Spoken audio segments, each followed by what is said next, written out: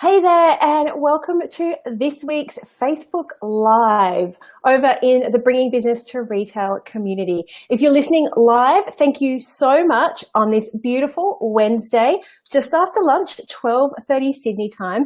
And if you're listening to it a little bit later on the podcast, hello to you too. I've got heaps of great information to share with you today. So today I want to talk to you about, I call it the ugly truth about why what your customer wears reveals your product selection failures. Now, we all have those products that you think were going to go really, really well, but they just don't. So when I tell my retailers that they need to spend a week just keeping tabs on what their customers are wearing, most of them look at me a little bit strangely. Sometimes I can do a little bit of crazy talk, but after that 1 week, they realize that there is a method to this madness.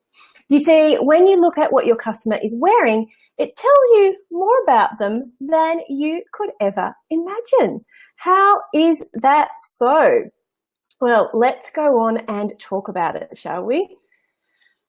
You see, what your customer is wearing tells you so much more about just clothing. Now, I know. Don't judge a book by its cover. And I'm not saying any person any differently depending on what they're wearing. But when you keep a very keen eye on the types of clothing that your customer is wearing, it could just change your whole retail offering. What we wear says a lot about our values, and it shows the world a certain kind of version of ourselves that we really want to be perceived as or seen as. So paying attention to your customers' outfits tells you who they are, what they like to buy, what their value system is, and when they shop, how much they're prepared to pay. So let's talk about that just a little bit more. Why is it so important to look at what a customer is wearing? Well, when you start paying attention customer, notice that, Mark pretty much symbolizes your average customer. So this is just an example, of course. Generally speaking, he's around 25 to 35 years old. He loves to wear surf brands. And from the t-shirt to the board shorts, through to the hat, the sunglasses, and even the flip-flops, everything is a branded surf brand. So what does this say about Mark? Well, how does he want you to see him? Well, obviously, Mark's super entrenched in the surf culture, even if he's not a surfer. He's prepared to pay, prepared to pay money for branded products, and he also wants to show you that he's entrenched in a certain type of community. In this case, the surfing community, and that community has a perception, doesn't it? Surfers are known to be laid back. They're never in a hurry. They embrace the environment. They love the ocean.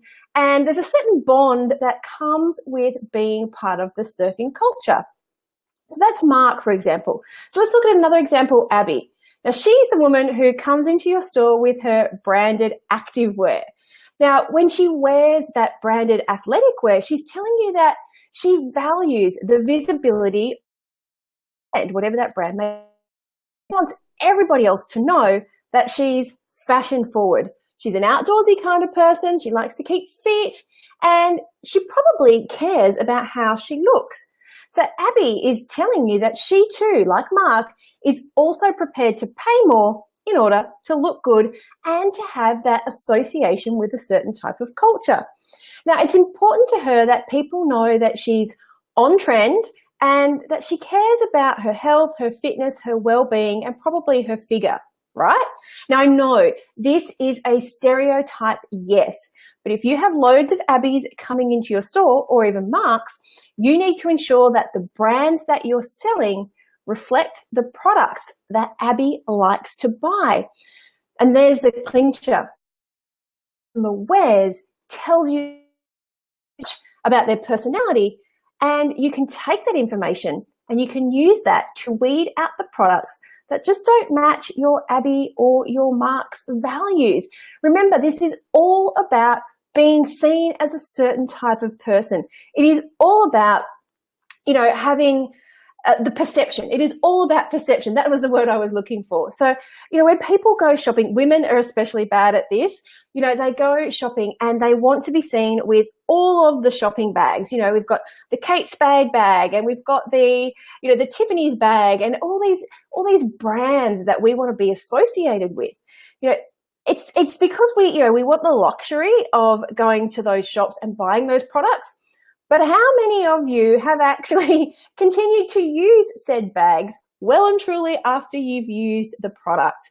Hands up, me. And why do we do that? Because we want to be seen as a certain type of person, don't we? We want to be seen to be, the Kate Spade or the Louis Vuitton or the Lululemon or whatever it is that you're trying to show the world, a perception of the way that you are. Does that make sense? And trust me, when you pay attention to what your customer is wearing, you can start to tweak the kinds of products that appear in your store, because we are no longer to the customer. We are selling feelings. We are selling feelings.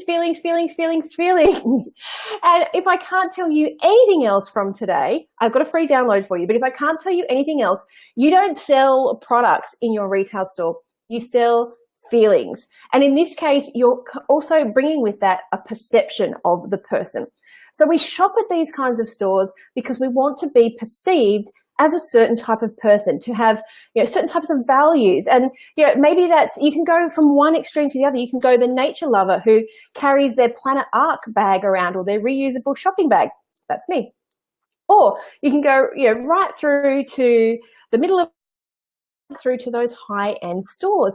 And this is why customers love to take bags from stores even if they don't need it. And this is why shops love to give you branded bags, because if you are part of that culture, if you are part of their following, and there's the point, you have to have a culture. You have to be part of a certain type of perception in order for this to work. Excuse me.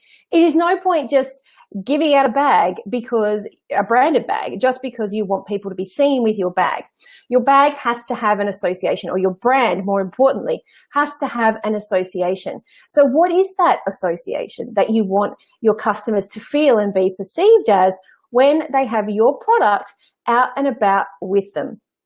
So paying attention to what your customer wears is going to help you tweak the products in your store. And when you tweak your products in your store to actually appeal to your customers, sales go up. And we love it when sales go up. And not only that, you give them that sense of purpose to come to your store. You give them that perception that they're looking for, and the being part of a community. And big brands do this because they can afford to do it. They can do it quite well.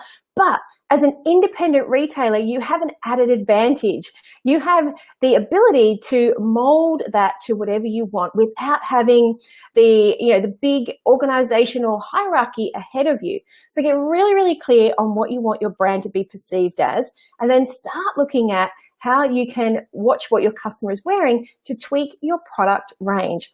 Now, if you need some more help on how to really truly identify this person that's coming into your store, of course, don't worry, I have a free download for you. You can grab it below. If you're watching live, I'll pop it into the comments after I finish. And if you're listening to this on the podcast, simply click the show notes. It's called Don't Drop the BALL. So don't drop the ball in order to lose sales. You want to be keeping that ball firm in hand. And there are 4 steps, BALL. And if you take those on board and you implement in your store, then you will find that your sales increase because you are selling the right kind of products.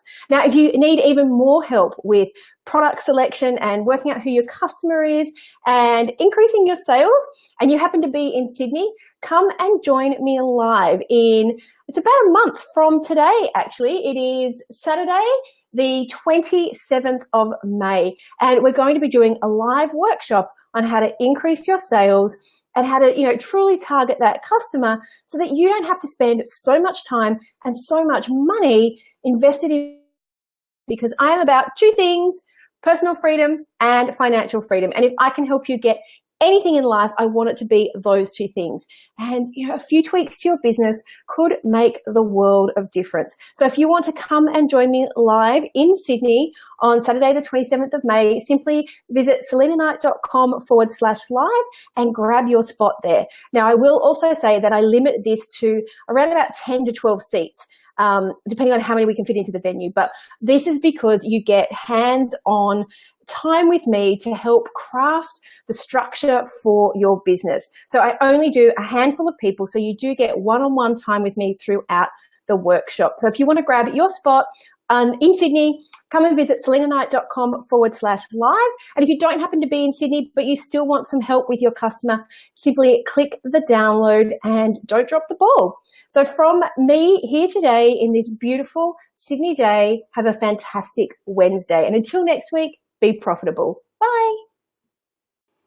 This episode is brought to you by my new resource, the 5-Minute Hack to Make You a Copywriting Ninja. If you have an online store, then this is for you.